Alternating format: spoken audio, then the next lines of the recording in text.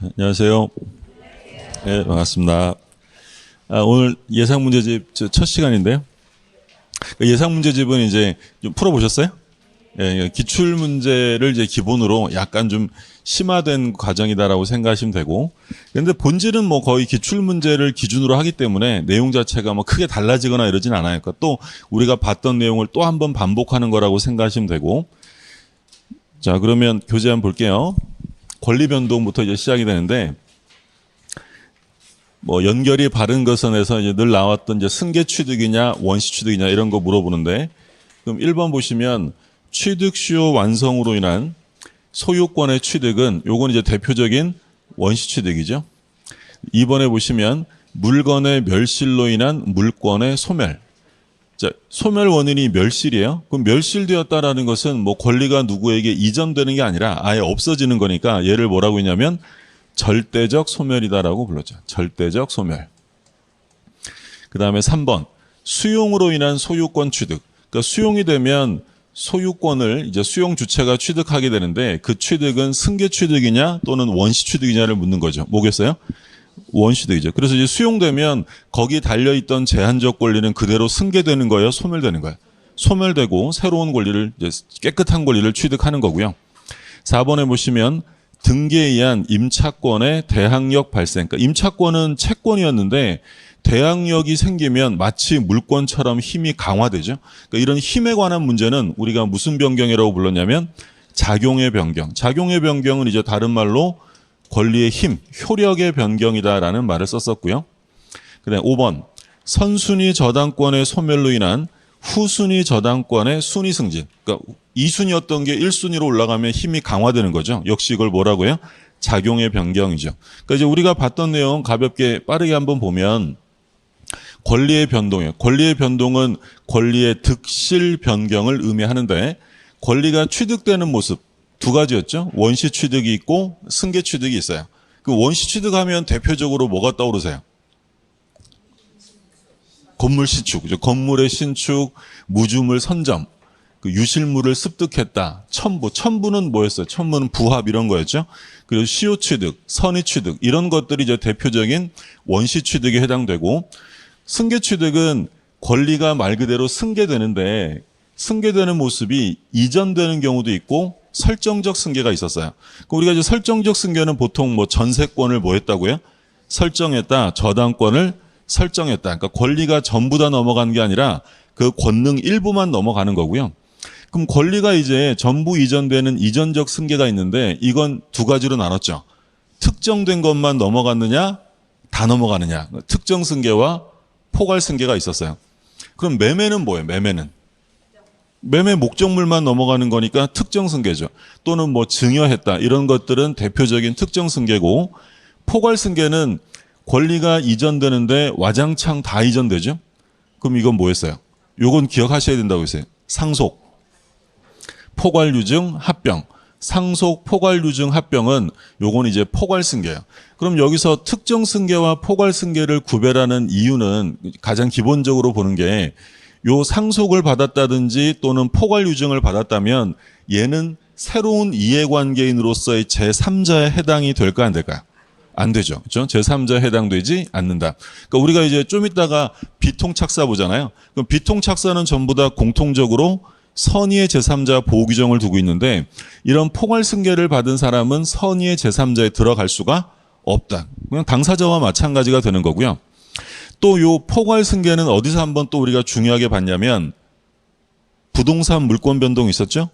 187조 등기를 요하지 않는 게, 우리 187조는 뭘 규정하고 있었냐면 상속, 공용징수, 판결, 경매, 기타 법률 규정에 의한 부동산 물권 취득은 등기를 요하지 않는다라고 할 때 그 상속은 포괄 승계를 대표하는 거라고 했죠.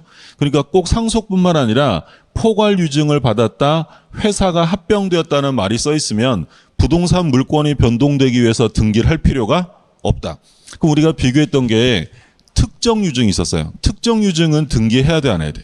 해야죠. 그건 특정 승계고 포괄 유증의 경우에는 등기를 요하지 않습니다.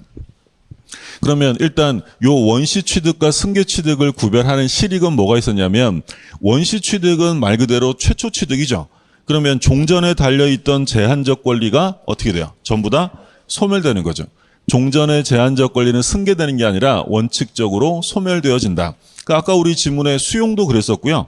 우리가 이제 수험상으로 중요하게 본 취득시효 있었잖아요. 그러니까 취득시효를 완성한 사람이 등기해서 소유자가 되면 시효 완성 전에 달려있던 제한적 권리는 모두 다 소멸되죠. 물론 이제 뒤에 가서 구체적으로 보겠지만 시효 완성 후에 들어온 건 남지만 그 전에 들어온 것들은 다 소멸된다. 요게 이제 발생, 취득에 관한 문제고요.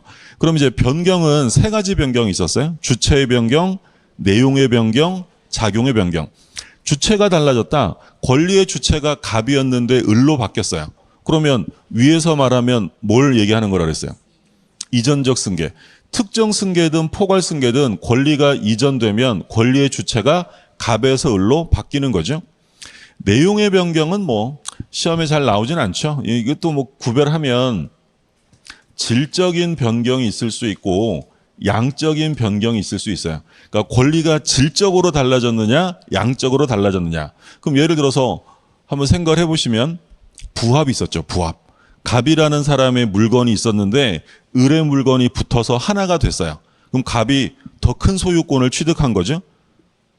무슨 말인지 지금 되고 있죠? 예. 그럼 그게 질적 변경일까요? 양적 변경일까요? 권리가 갑의 권리가 이만했는데 을의 권리가 붙어서 부합돼서 뚱뚱해졌어요. 그럼 뭐가 되는 거예요? 양적인 변경, 양적. 그럼 예를 들어서 어떤 사람이 물건에 인도 채권이 있어요. 인도받을 게 있었는데 얘가 의무를 이행 안 하면 손해배상 받아야죠. 손해배상은 뭘로 받아요? 반드시 금전으로 받아야 될 거 아니에요. 그럼 인도 채권이 금전의 손해배상 채권으로 바뀌는 건 무슨 변경이냐면 질적 변경이라 하는 거예요. 그러니까 예를 들어 어떤 목적물의 인도 채권 또는 일정한 행위 채권이 있었는데 그게 이행이 안 되면 뭘로 바뀌냐면 금전의 손해배상 채권으로 바뀌는 거예요. 그럼 이런 것들은 양의 문제가 아니라 질의 문제가 되는 거고요. 양적 변경은 첨부, 부합 이런 거고 또 어떤 게 있을 수 있냐면 제한 물권의 설정. 예를 들어서 소유자가 전세권을 설정해 주면 소유권 중에서 사용 수익권이 쪼그라들잖아요. 전세권자에게 넘어가니까 그런 것들이 양적 변경인데 시험에는 안 나오지만 한번 들어보시라고 쭉 나온 거고 시험에 셋 중에서는 시험에 제일 많이 나오는 거 작용의 변경이에요. 권리의 힘의 변경이라고 했죠. 아까 뭐 있었어요? 임차권이 대항력을 취득하는 거랑 저당권의 순위가 승진되는 건 요건 작용의 변경 또는 효력의 변경이라고 불러요. 그럼 권리가 소멸되는 건 좀 전에 두 가지 있었어요. 절대적이냐 상대적이냐. 그러니까 절대적이라는 건 권리가 이 세상에서 없어져요. 나에게만 없어지는 게 아니라 아예 없어지는 거고 상대적 소멸은 자신에게서만 없어지는 거예요. 그러면 예를 들어서 제가 소유자였는데 매매를 해서 소유권을 상실하게 됩니다. 절대적이에요, 상대적이에요? 상대적이죠. 아예 없어지는 게 아니라 저에게서 없어지고 다른 사람에게 넘어가는 거야. 근데 목적물이 멸실되었다. 좀 전에 나왔던 지문이고 혼동이 있었죠. 예를 들어 지상권자가 소유권을 취득하면 지상권이 다른 사람에게 이전되는 게 아니라 아예 없어져요. 채권의 시효가 완성돼요. 소멸시효가 완성되면 이전되는 게 아니라 없어진다. 절대적이고 그러면 상대적 소멸은 나에게서 없어지는 거잖아요. 그러면 요 위에 나온 것 중에 뭐겠어요? 상대적 소멸은 역시 이전적 승계. 권리가 이전되면 나에게서 없어지는 것이지 절대적으로 소멸되는 건 아니다. 요게 이제 권리의 변동, 득실 변경인데 그러면 이 권리를 변동시키는 건 기본적으로 뭐가 갖춰져야 변동이 돼요? 법률 요건이 갖춰지면 효과가 발생되면서 권리가 변동되는 거야. 그러면 이 권리를 변동시키는 법률 요건은 대표적으로 두 가지가 있었죠. 권리를 변동시키는 건 뭐가 있어요? 법률 요건, 법률 행위, 법률 행위. 근데 꼭 법률 행위로서 변동되는 게 아니라 내가 의사표시를 하지 않았지만 무엇에 따라 변동될 수도 있냐면 법률 규정에 따라 변동될 수도 있어요. 근데 이제 우리가 주로 공부하는 건 당연히 뭐겠어요? 법률 행위죠. 의사표시에 따라서 효과가 발생이 되고 또는 뭐 법률 규정이 있다. 그러면 우리가 그 다음에 이어서 본 게 법률행위의 종류를 봤었어요. 그럼 법률행위라고 하면 제일 중요한 게 반드시 뭐가 들어가야 된다 그랬죠?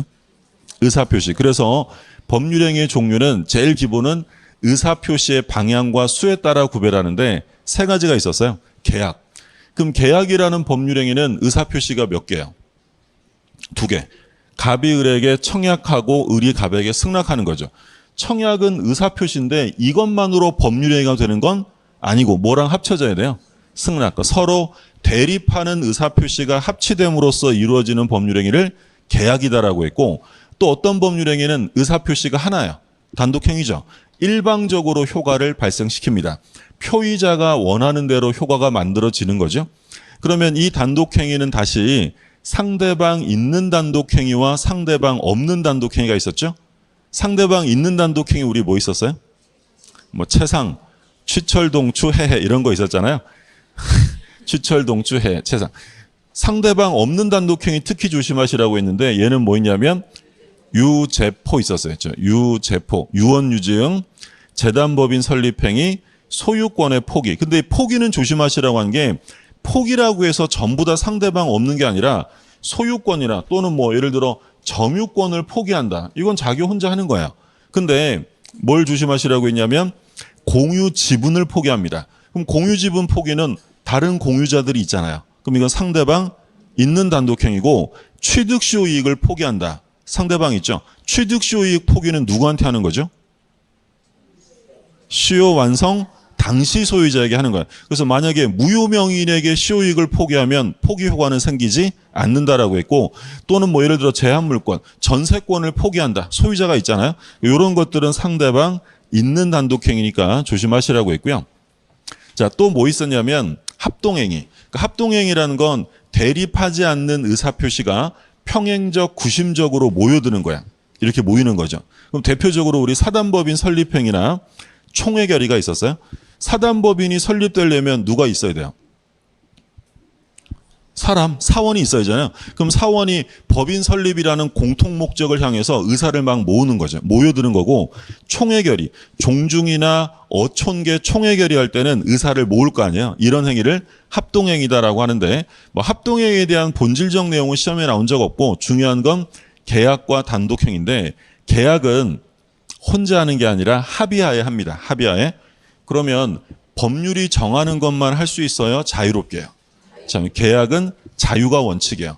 근데 단독행위는 합의하에 하는 게 아니라 얘 일방적으로 하는 거니까 마음대로 해버리면 상대방이 피해볼 수 있잖아요.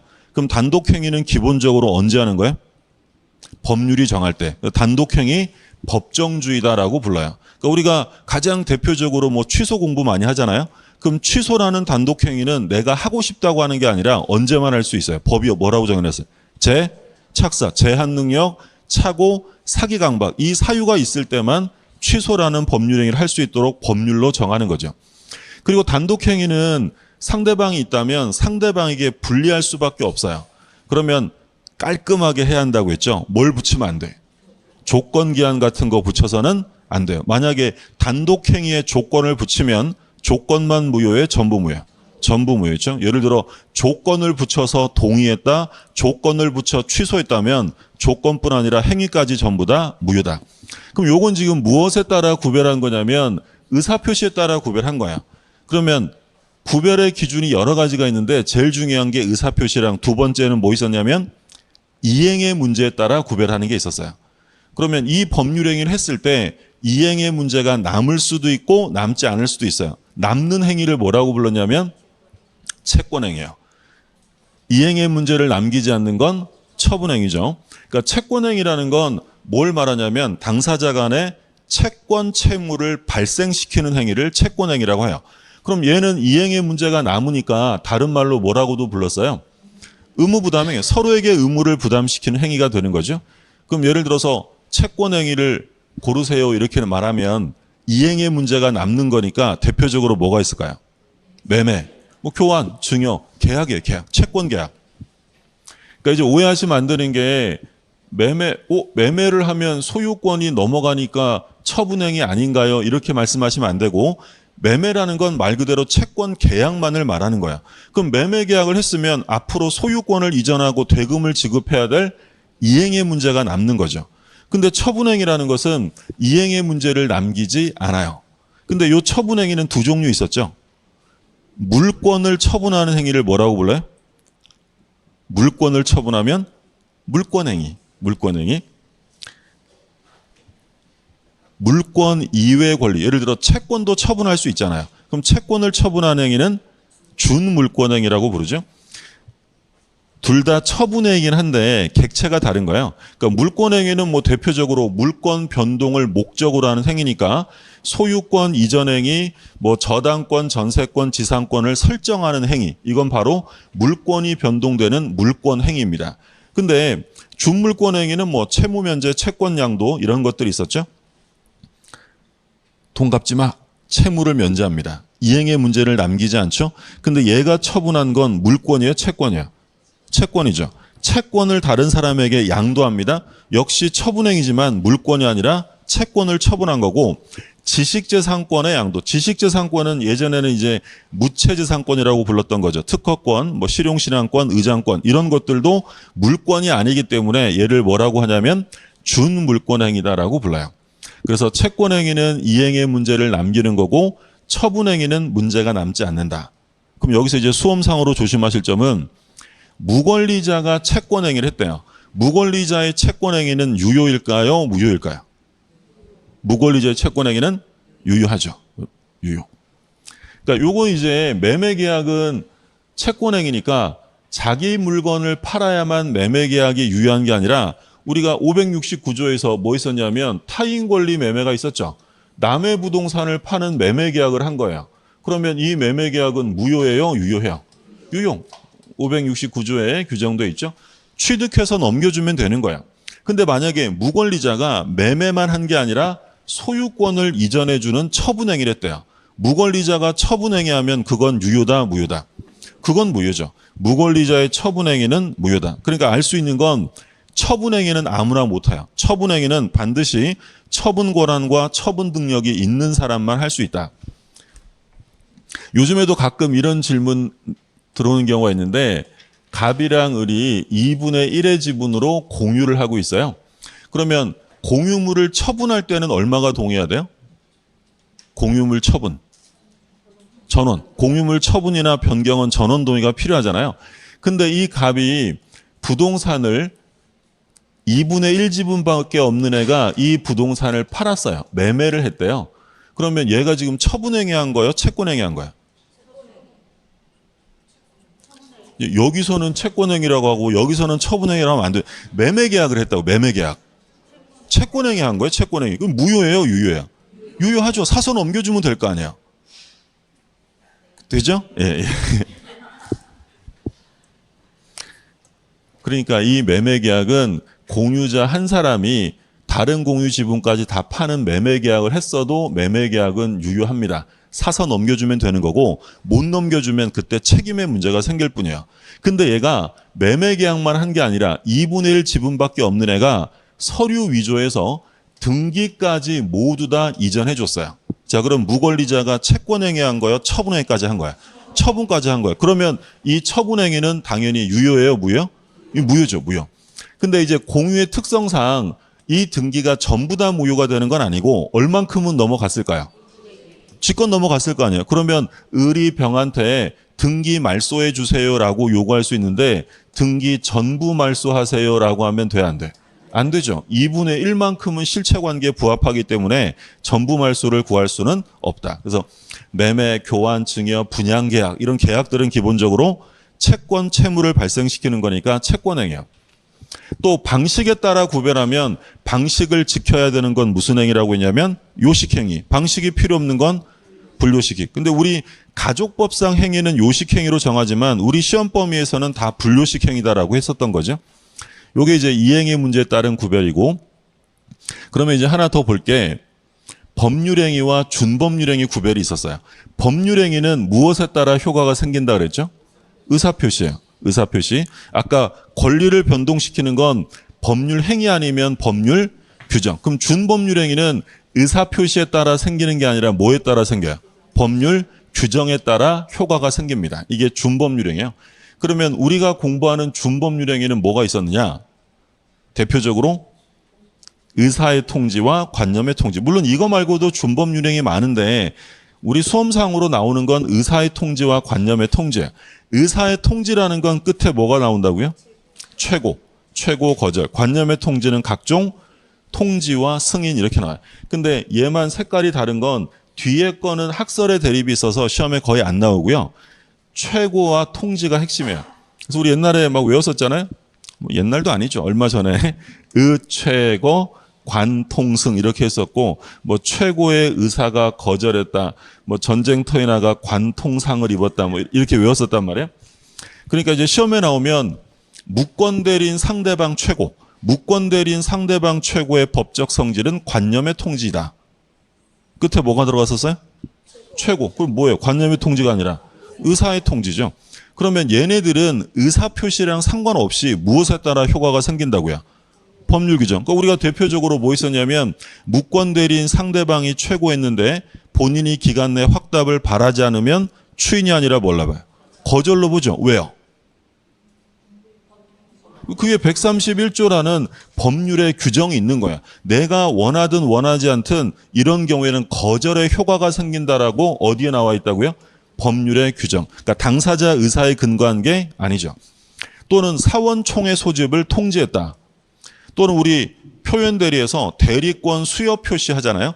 대리권 수여 표시를 통지했다면 법적 성질은 전부 다 관념의 통지예요.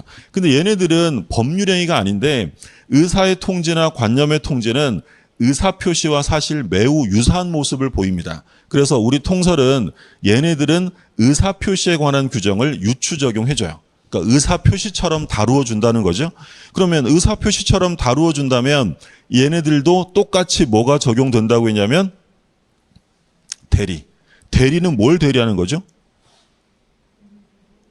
법률행위, 의사표시를 대리하는 거잖아요. 근데 얘네들은 의사표시가 아니란 말이에요. 근데 의사표시처럼 다루어지니까 대리를 통해서 통지할 수도 있게 하는 거고. 자, 그리고 의사표시는 언제 효력이 발생합니까? 도달되면. 그럼 얘네들도 언제 효력이 생기겠어요?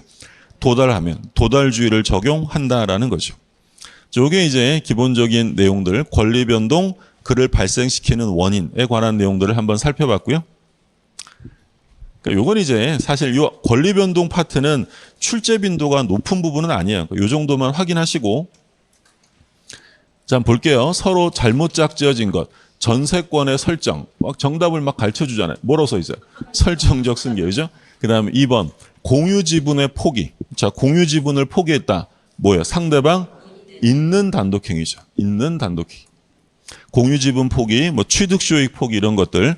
그 다음에 3번은 청약자가 하는 승낙 연착의 통지. 뭐가 나왔죠?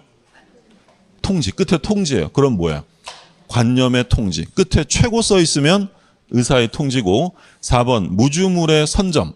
선점은 뭐라 그랬죠? 원시취득. 선점은 부동산도 할 수 있어요? 동산만 해요? 무주의 부동산은 누구 거죠? 국가 거고 동산만 선점의 대상이 되고. 자, 5번 무권대리행위 추인 여부에 대한 상대방이 최고. 최고니까 뭐야? 의사의 통지라고 하는 거죠. 그 얘기고. 2번 의사표시가 아닌 것을 찾으래요. 청약 의사표시죠. 2번 뭐 나왔어요? 최고. 이거 의사표시 아니에요. 아니죠. 이건 준법률행위잖아요. 그러니까 의사표시에 관한 규정을 유추 적용할 수 있다는 거지 의사표시라는 얘기는 아니니까 답은 2번이고 3번은 뭐예요? 취소. 의사표시 법률행위고 추인 그리고 해제. 이것들은 뭐 전부 다 의사표시에 해당이 되고요. 그러면 2번은 빼고요. 2번은 빼고 1번, 3번, 4번, 5번만 4개만 놓고 볼 때 다음 중 법률행위가 아닌 것은 이라고 물으면 뭐겠어요? 그러니까 2번은 뭐 이건 아예 법률행위가 의사표시가 아니니까 얘는 빼고 얘는 없어졌다라고 생각하고 그러면 1, 3, 4, 5 중에서 다음 중 법률행위가 아닌 것은 이라고 물으면 뭐겠어요? 청약이죠. 청약. 청약은 의사표시일 뿐이지 법률행위가 아니죠. 얘는 법률행위를 구성하는 하나의 요소일 뿐이에요. 법률 사실이죠. 법률행위가 되려면 청약과 뭐가 합쳐져야 돼? 승낙과 합쳐져서 뭐가 만들어지면 계약이 만들어지면 얘가 법률행위지 청약이나 승낙만 가지고는 효과가 생기지 않는 거야. 계약이 이루어져야 되고 근데 취소나 해제나 추인은 얘는 뭐야? 단독행위죠. 이 자체가 바로 법률행위. 하나의 의사표시가 바로 법률행위가 되는 것이고 자, 그 다음에 3번 법률행위에 해당하는 걸 찾으래요. 자, 통지 이거 뭐예요? 법률행위가 아니라 준법률행위. 관념의 통지죠. 관념의 통지. 관념의 통지. 그리고 2번은 뭐예요? 최고. 이거 뭐예요? 의사의 통지. 의사의 통지. 매장물의 발견. 그러니까 요거는 이제 사실행위라고 불러요. 사실. 매장물을 발견하는 것은 당사자의 의사가 포함되는 게 아니에요. 그냥 사실행위로 발생하는 거죠. 그 다음에 4번에 보시면 본인의 제3자에 대한 대리권 수여 표시 125조 표현들이에요. 수여 표시를 뭐 했다고 할까요? 뒤에 생략된 말은 최고가 생략된 걸까요? 통지가 생략된 걸까요? 통지죠. 대리권 수여 표시라는 일정한 사실을 알려주는 거야. 이것도 그럼 뭐냐면 관념의 통지예요. 이건 물어보는 게 아니라 내가 줬어 라고 표시를 통지해 주는 거고. 자, 5번은 뭐예요? 추인. 그럼 얘는 단독행위네요. 그럼 법률행위 찾으라고 했으니까 정답은 5번 이렇게 되겠고. 이해되세요? 좀 어려운가요? 어려우면 그냥 넘어가세요. 예. 그냥 어려우면 여기서는 뭐만 기억하시면 되냐면 의사의 통지는 뭐다? 끝에 최고. 관념의 통지는 끝에 통지. 이런 것만 기억해 두시면 되고요. 자, 그 다음에 이제 법률행위. 법률행위 종류에서 연결이 바른 것이니까 여기서부터는 이제 가끔 한 문제씩, 자주는 아니고 가끔 한 문제씩 나오는데 합의해제는 단독행위다. OX예요. 합의해제는 다른 말로 뭐예요? 해제 계약이죠. 해제 계약. 그래서 우리 해제할 때 합의해제와 구별한다고 하면서 중요하게 봤죠. 그러니까 법정해제나 약정해제는 일방적으로 하는 단독행위인데 합의해제는 청약과 승낙에 의해서 이루어지는 계약이에요. 그래서 이 합의해제는 민법이 정하는 해제에 관한 규정을 적용하지 않는다. 그래서 제일 중요한 거 합의해제는 뭐가 나오면 안 돼요? 손해배상 없다. 이자가 선 없다. 이게 합의해제할 때 강조했던 거고. 교환했대. 교환. 교환은 채권행위예요? 처분행위예요? 채권행위죠. 교환은 계약인 것이지 물권이 변동되는 건 아니죠. 이건 채권행위. 그래서 해설 나온 거 보면 증여, 매매, 교환, 임대차 이런 건 채권행위예요. 그러니까 처분권이 없는 사람도 할 수 있는 거죠. 이행의 문제를 남기는 의무부담행위. 같은 말로 의무부담행위다라고 불렀고요. 자, 저당권 설정행위. 요건 채권행위예요? 처분행위예요? 이건 물권이잖아요. 물권 설정이니까 이건 처분행위죠. 그러면 무권리자가 저당권 설정 계약하고 설정하는 건 유효겠어요? 무효겠어요? 무효예요. 무권리자는 처분행위 할 수 없는 것이고. 자, 소유권의 포기, 출연행위. 출연행위라는 건 뭐 오랜만에 들어보는 거. 예전에 한번 출제가 되긴 했었어요. 17회 때 한번 출제됐는데 거의 뭐 17년 전에 한번 나왔던 건데, 그러니까 출연행위라는 건 뭐냐면 자기 재산이 감소되고 이로 인하여 상대방의 재산이 증가되는 것이 출연행위예요. 나의 재산이 감소되면서 상대방의 재산이 증가. 이거 재산을 출연한다라는 표현을 쓰잖아요. 그럼 대표적인 출연행위는 뭐가 있을까요? 내 건 줄어들고 상대방 게 증가되면. 매매도 있지만 대표적으로 증여죠. 증여를 하게 되면 나의 재산은 줄어들면서 상대방 재산이 증가되는 거. 이런 걸 출연행위라고 해요. 근데 소유권의 포기는 왜 출연행위가 아니냐? 이건 비출연행위거든요. 이거 왜 출연행위가 아닐까요? 소유권을 포기하면 나의 재산은 어떻게 돼요? 줄어들죠. 상대방의 재산이 늘어요? 아니죠. 내 재산만 줄지 상대방의 재산은 증가되지 않기 때문에 소유권의 포기나 또는 뭐 대리권 수여 이런 것들은 뭐 대표적인 비출연행위다라고 불러요. 그래서 해석을 볼까요? 소유권 포기는 행위자의 재산을 감소시킵니다. 근데 그로 인해서 상대방 재산이 증가되는 건 아니기 때문에 출연행위라고 할 수 없다. 이런 걸 소위 비출연행위다라고 합니다. 한번 듣고 그런갑다 하고 넘어가시는 거예요. 이런 거 막 외우려고 애쓸 필요 없고요. 출제가 그래도 최소한 뭐 5년에 한 번, 요 정도 되는 것들 위주로 보셔야지 거의 20년 만에 한 번 나올 거를 대비해서 볼 수는 없으니까 이런 법률행위를 구별하는 유형이 있다는 정도만 보시고, 사용대차는 공짜여 대가 지급해야 돼요. 공짜죠. 그렇죠. 그러면 유상행위가 아니라 무상행위다라고 부르겠죠. 그러니까 항상 비교했던 게 사용대차는 공짜로 빌려 쓰는 거고 대가를 주고 빌려 쓰는 건 뭐야? 임대차죠. 그렇죠. 사용대차는 무상행위고 임대차는 유상행위고. 자, 그 다음에 1번 법률행위에서 틀린 것입니다. 유증 나왔네요. 유증. 유증은 상대방 없는 단독행위죠. 1번. 자, 요거는 뭐 별도로 옳은 질문이죠. 증여는 단독행위야, 계약이야? 증여는 계약이죠. 증여는 청약과 승낙으로 이루어지는 거고, 이건 뭐 계약인데 가끔 혼동하시는 게 증여를 단독행위라고 오해하시면 안 돼요. 증여도 혼자 주는 게 아니라 상대방이 받겠다는 합의가 있어야 된다. 증여 계약이고. 그 다음 2번 매매나 임대차는 무권리자가 하더라도 유효하다. 왜요? 매매나 임대차는 무권리자가 해도 유효한 이유가 뭐예요? 얘는 무슨 행위니까? 얘는 채권행위라고 했잖아요. 그럼 채권행위니까 꼭 처분권이 있을 필요 없단 말이야. 근데 전세권 설정이나 저당권 설정은 채권행위가 아니라 무슨 행위다? 처분행위죠. 그럼 처분행위면 처분권이 있어야 되기 때문에 무권리자가 하면 뭐가 된다? 무효다라는 거죠. 그래서 무권리자가 채권행위는 할 수 있지만 처분행위하면 무효다. 대리권 수여행위는 위임장 작성 교부하지 않아도 성립하는 분료식. 우리 시험 범위에서는 전부 다 방식을 요구하지 않아요. 전부 다 무슨 행위다? 분료식 행위다.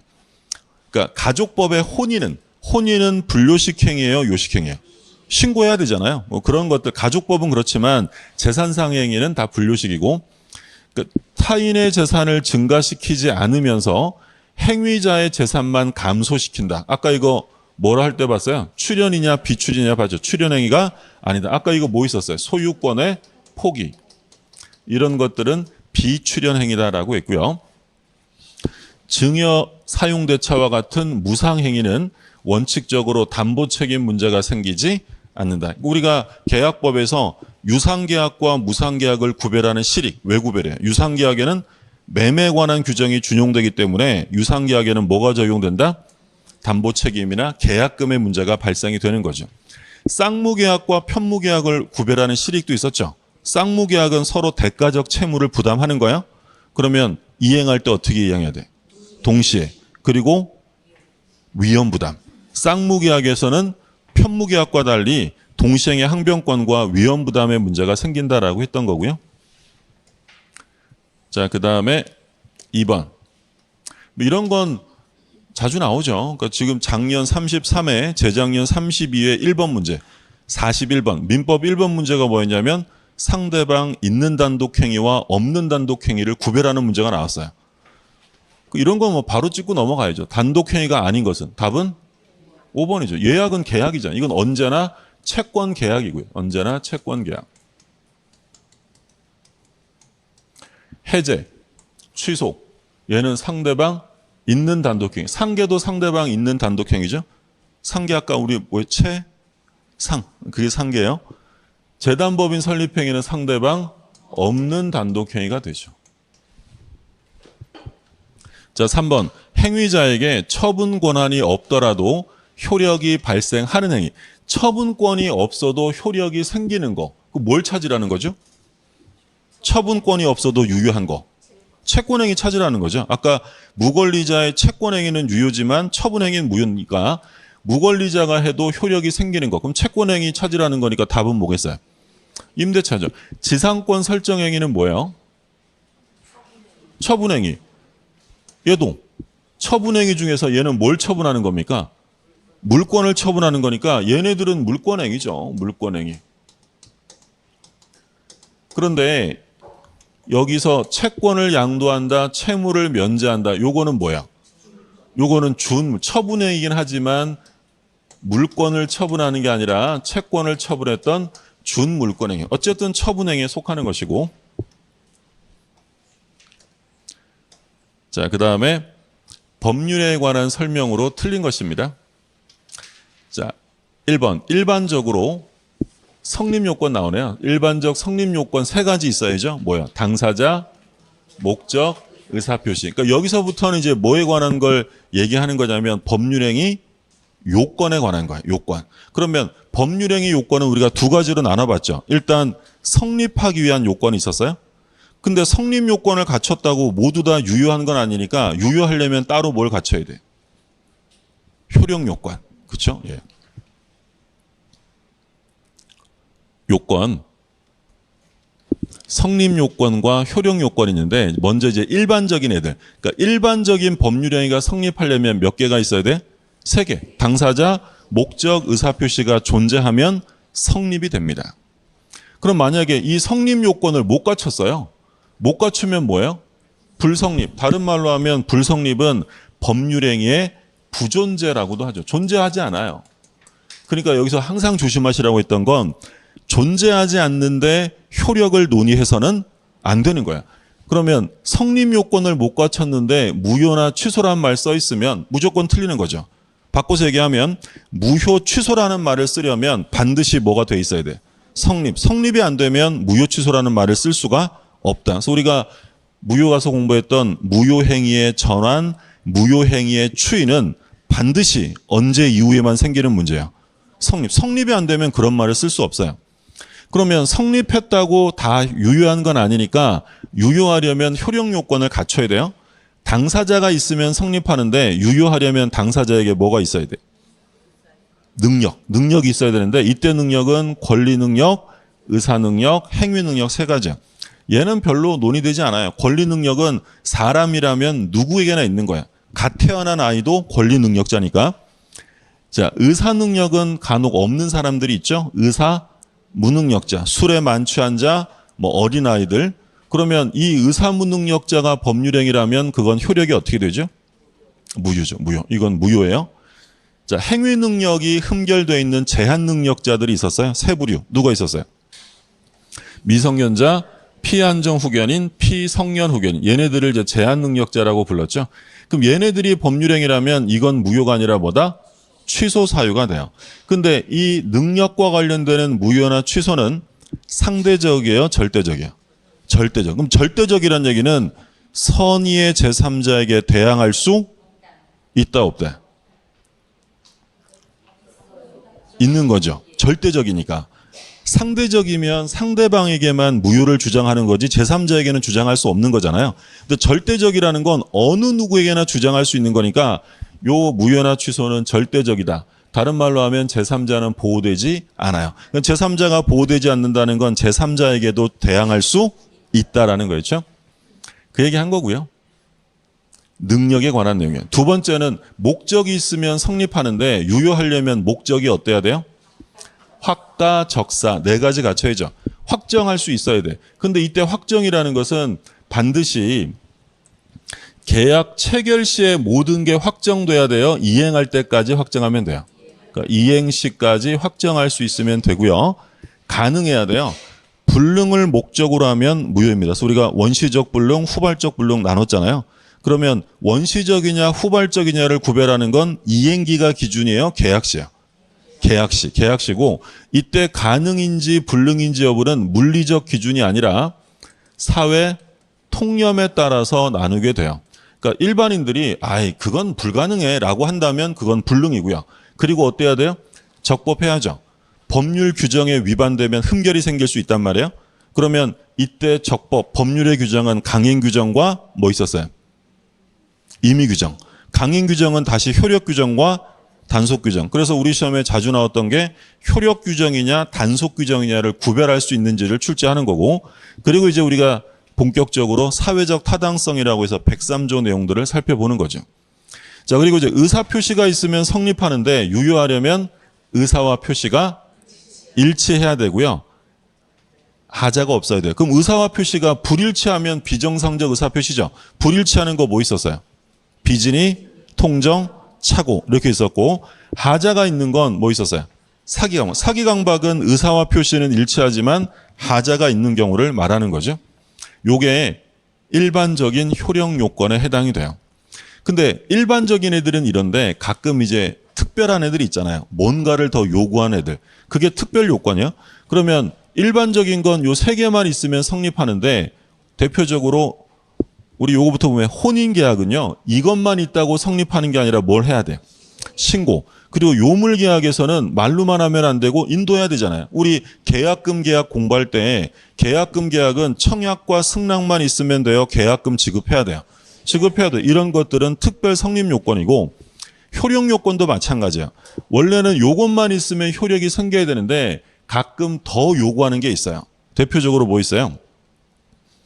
대리행위에서 본인에게 효과가 귀속되려면 대리인에게 뭐가 있어야 돼? 대리권이 있어야 돼. 그리고 이제 중요한 건 조건부, 기한부 법률행위에서 조건의 성취나 기한의 도래. 그러니까 우리가 조건 기한 공부할 때 제일 먼저 얘기하는 게 조건 기한은 성립의 문제예요, 효력의 문제예요. 효력의 문제지 성립의 문제가 아니에요. 그러니까 조건은 성취되면 효력이 발생하거나 소멸되는 것이지 성립은 이미 이루어져 있는 거야. 또는 유언에서 효력이 생기기 위해서는 유언자가 사망한다든지, 또는 예를 들어 뭐 나와 있지는 않지만 허가구역에서 매매 계약했어요? 그러면 요것만 있다고 유효한 게 아니라 유효하려면 뭘 받아야 돼요? 허가. 이런 것들은 특별 효력 요건이야. 근데 이제 가끔 시험에 나오면 우리 시험에 정답 지문으로 나오는 건 농지매매죠. 농지매매에서 농취증은 효력 요건이다 아니다? 아니죠. 농지매매에서 농취증은 효력 요건 아니다. 그러니까 농취증이 없어도 매매 계약 자체는 무효가 아니야. 농취증은 나중에 보완하면 되는 것이지 계약이 무효가 되는 건 아니다. 그래서 성립과 효력에 관한 문제를 봤고요. 그러면 여기서 이제 성립이 됐느냐 안 됐느냐, 법률행위가 존재하느냐 안 하느냐는 다툼이 생기면 누가 입증하느냐. 기본적으로 우리 공부했던 것처럼 계약이, 법률행위가 존재한다는 사실이 추정돼야 안 돼요. 계약이 존재한다는 건 추정되지 않아요.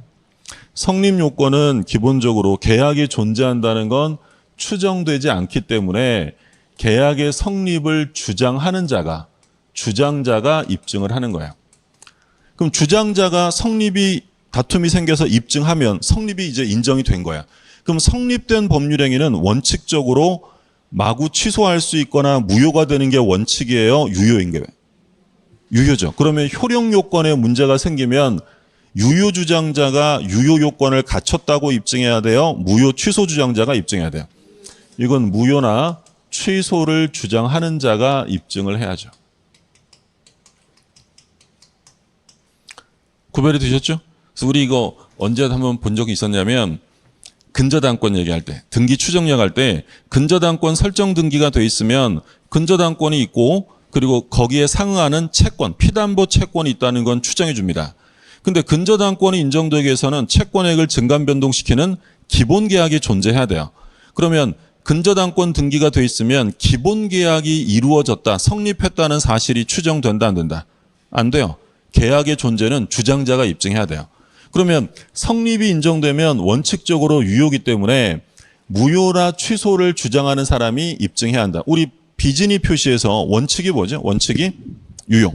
상대방이 진이 아님을 알았거나 알 수 있었으면 무효가 되는 거죠. 누가 입증해야 돼? 유효 주장자가 입증해야 돼요? 무효 주장자가 해야 돼? 무효 주장자가 입증하는 거야. 또 우리 차고 가면 중요 부분에 착오가 있으면 취소할 수 있잖아요. 그러면 취소할 사람이 자기가 착오가 있었다는 걸 입증해야 돼요? 취소를 막으려는 사람이 착오가 없었음을 입증해야 될까요? 하려는 사람이, 취소하려는 사람이 자기가 착오가 있었고 이 착오가 의사결정에 중대한 영향을 미쳤다는 걸 입증해야 되는 거예요. 사기 취소 있어요? 취소할 사람이 사기당했다는 걸 입증해야 돼요? 아니면 취소를 막으려는 사람이 사기친 적 없음을 입증해야 돼요? 취소할 사람이 사기당했다는 사실을 입증하는 거야. 불공정행위 무효죠. 가격 차가 많이 납니다. 이용해 먹었네 라고 추정이 되나요? 안 돼요. 불공정행위에서도 누가 요건 다 입증해야 돼? 무효 주장자가 다 입증하는 거야. 그게 이제 기본적인 입증 구조죠. 그래서 요건 잠깐 보셨고, 자, 계속 볼게요. 그래서 성립하려면 당사자, 목적, 의사표시. 그다음 2번, 당사자가 의사 능력이나 행위 능력을 갖추고 있지 않대요. 법률행위는 성립할 수 있다. 의사 능력이 없으면 무효. 제한 능력은 취소. 이런 경우에 성립해야 하네요? 성립하죠. 성립이 안 되면 무효 취소. 얘네들은 살펴볼 필요도 없어요. 그죠? 자, 이 헷갈린 분을 위해 3번의 질문이 또 있네요. 법률행위가 성립하지 않은 경우에 무효나 취소에 관한 규정이 적용될 여지가 없어요. 성립이 안 됐는데 무효 취소란 말을 쓸 수 없다는 거예요. 그 다음에 4번. 자, 조건의 성취. 조건의 성취는 성립 요건이 아니고 무슨 요건이에요? 효력 요건이죠. 특별 효력 요건에 해당이 되죠. 틀린 건 4번. 자, 5번 뭐 자주 나오는 거죠. 농취증 나왔습니다. 농취증은 매매 효력 발생 요건이 농취증 없어도 유효한 거죠. 그러면 자, 2절 대표 문제 볼게요. 법률행위 목적에서 틀린 거예요. 목적이란 당사자가 당해 법률에 의하여 발생시키고자 하는 법률 효과를 말한다. 법률행위 목적은 법률행위 내용을 말하는 거고요. 1번은 그냥 읽어보고 지나가시는 거예요. 2번 읽을 필요 없고. 2번 법률행위 성립 당시에 목적이 구체적으로 확정되어 있지 않다. 언제 확정되어 있지 않다고요? 성립 당시에. 그러면 성립 당시에 확정되어 있지 않다면 무효이다. OX야. 틀렸죠? 아까 이행할 때까지만 확정할 수 있으면 된다라고 했죠? 그 목적을 실현할 때 이행시까지 확정하면 돼요. 그 다음에 3번. 법률행위 목적 실현이 물리적으로는 가능해요. 근데 사회 통념상 불가능하다. 기준은 물리적 기준이에요? 사회 통념이야? 사회 통념. 그러면 물리적 기준이 아니라 사회 통념상 불가능하면 그건 무효다라는 거죠. 4번. 성립 당시부터 목적을 실현할 수 없는 법률행위는 무효이다. 이게 무슨 얘기죠? 성립 당시에 이미 실현할 수 없다는 건 다른 말로 하면 원시적 불능이죠. 원시적. 그럼 뭐야? 무효죠. 원시적 불능을 목적으로 하면 무효다. 5번. 법률행위 목적이 강행법규 중 어디에 들어가요? 단속 규정. 그럼 단속 규정에 위반되면 무효예요? 유효야? 유효. 그래서 무효가 되지 않는다. 라고 했고 틀린 질문은 2번이었죠. 그 다음에 법률행위 목적의 불능에 관한 것으로 틀린 것 이렇게 돼 있네요. 가장 기본의 구별, 원시적 불능과 후발적 불능은 언제가 기준이다? 성립 당시 기준 맞고요. 2번, 원시적 불능은 무효죠. 당사자 간의 손해배상의 문제는 생길 여지가 없다. 어떤 문제가 있을 수 있죠? 손해배상. 원시적 불능은 무효인데 어떤 손해배상이 나올 수 있어요? 신뢰의, 계약 체결상 과실책임. 틀렸죠. 원래 무효면 서로 계약상의 책임 자체가 없어지기 때문에 계약에 대한 손해배상이 나오지 않는 게 원칙이야. 근데 우리 민법에서 예외적으로 원시적 불능의 경우에는 일정한 요건하에 신뢰익 배상이라는 손해배상 책임을 규정한다고 했죠. 3번. 계약 성립 후 채무이행이 불가능하게 됐다. 무효로 된다. 그래서 중요한 단어는 뭐죠? 후. 원시적이 아니라 후발적이죠. 그럼 무효예요? 유효예요? 유효가 되죠. 무효가 되는 건 원시적 불능만 무효고 그럼 틀린 질문은 니은과 디귿, 니은과 디귿 이렇게 되겠죠. 자, 우리 다 아는 거니까 빠르게 볼게요. 계약법에서 자세하게 볼 거고 불능은 원시적 불능과 후발적 불능이 있는데 기준 시점, 판단 기준 시점은 언제라고요? 성립시가 기준입니다. 그러면 원시적 불능은 무효인데 후발적 불능은 유효해요. 그럼 여기서 이제 원시적 불능으로 무효가 되는 건 뭘 줄임말이라고 했냐면 원시적, 객관적, 전부 불능이야. 그럼 이때 발생하는 문제가 계약, 체결상 과실 책임이야. 그럼 신뢰액 배상 문제가 나올 거 아니야? 그럼 신뢰액 배상 책임을 지는 사람은 원시적 불능인 것에 대해서 선이 무과실이어도 줘요? 악의 또는 과실이 있어야 져요? 아는 거니까 빨리 본다고 했는데 턱 막혔죠? 그러니까 우리 봤잖아요. 매매 계약을 했는데 계약 전에 이미 건물이 불타버렸다면 그걸 모르고 거래한 사람에게 신뢰액 배상하라 그랬잖아요. 그럼 신뢰액 배상 책임을 지는 사람은 무조건 져요? 악의 또는 과실이 있을 때죠. 그렇죠. 악의 또는 과실이 있는 자가 배상 책임을 받으려면 선이기만 하면 돼요? 선이 무과실까지 갖춰야 돼. 선이 무과실, 선이 그리고 무과실의 자에게 신뢰액을 배상하라고 정한 거야. 한도액은 뭐였어요? 이행이익을 한도로 신뢰액을 배상하라. 무조건 지는 게 아니라 원시적 불능임을 알았거나 또는 알 수 있었는데도 불구하고 전혀 알지 못하는 선이 무과실의 자에게 팔았다면 신뢰액을 배상하세요. 그러니까 원래 무효가 되면 손해배상의 문제가 안 생기는 게 맞지만 특별히 계약 체결상 과실 책임이 있어요. 우리 민법상 손해배상의 근간은 두 가지예요. 채무불이행 아니면 불법행위예요. 당사자 사이에 계약관계가 있으면 뭐라 그랬어요? 채무불이행이고 계약관계가 없는 위법행위는 불법행위. 그러니까 두 가지 손해배상이 기본인데 우리 민법이 특별히 정하는 손해배상은 첫 번째 계약 체결상 과실책임, 두 번째는 뭐냐면 담보책임에서 손해배상.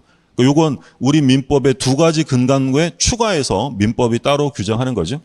자, 후발적 불능은 유효해요. 근데 이때는 왜 불능이 됐는지를 꼭 나누라 그랬어요. 채무자의 잘못이 있냐 없냐. 있으면 뭐야? 채무불이행.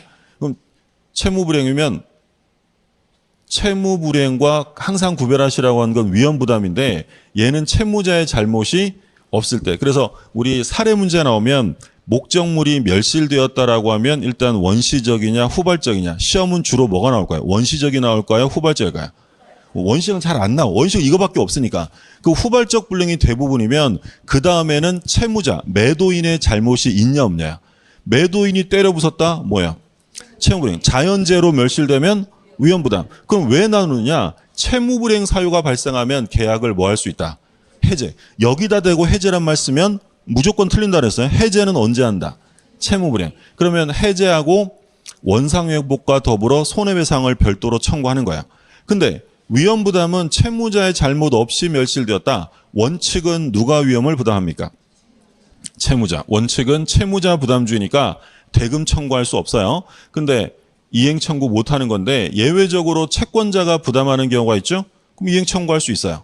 그럼 채권자가 부담하는 예외가 충족되려면 요건을 갖춰야죠. 둘 중에 하나. 뭐 또는 뭐야? 수령지체. 수령지체 중에 불능이 되거나 누구 잘못이 있으면 채권자의 잘못이 있으면 이때는 수령지체 채권자의 잘못이 있으면 채권자 부담이다. 이 위험부담은 원시적 불능에서도 문제가 되어 후발적 불능에서만 나와요. 그렇죠? 원시적 불능은 예고, 후발적 불능에서만 나오고요. 자, 그리고 얘는 쌍무계약에서 대가가 있을 때 대가 위험을 부담하는 거죠. 그럼 증여와 같은 편무계약은 대가의 위험을 논의할 수가 없는 거예요. 강행 규정이에요, 임의 규정이에요. 우리 임대차까지는 전부 다 계약법은 임의 규정이다라고 했던 거죠. 요게 이제 기본적인 거죠. 원시적 불능, 후발적 불능. 계약법에 가면 이거보다 좀 더 추가적으로 내용을 더 볼 거고요.